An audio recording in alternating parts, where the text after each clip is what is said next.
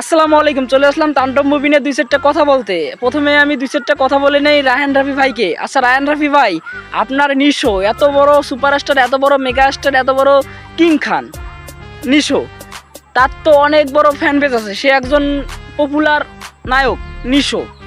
আচ্ছা কথা সেটা না, কথা হচ্ছে ওইটা, ওকে নিয়ে আপনি ছবি করবেন, নেক্সট প্রজেক্টে আপনি ওকে নিয়ে মুভি করবেন।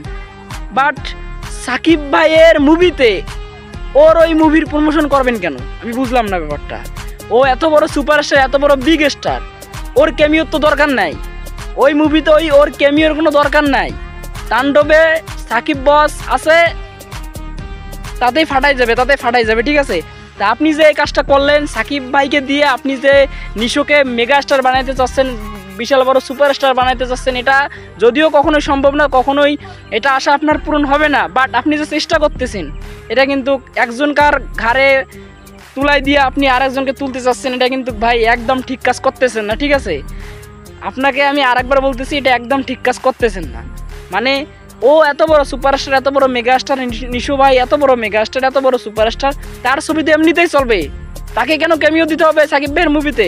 আমার কথা হচ্ছে এইটা, ঠিক আছে। আর নিশো ভাইকে আমি দুই চারটা কথা বলে নেই ভাই, আপনি এত বড় সুপারস্টার, এত বড় মেগা স্টার, এত বড় কিং খান নিজেকে মনে করেন, আপনি অনেক বড় অভিনেতা মনে করেন, বাট আপনি অন্যের মুভিতে আপনি কেন ইনভলভ হবেন?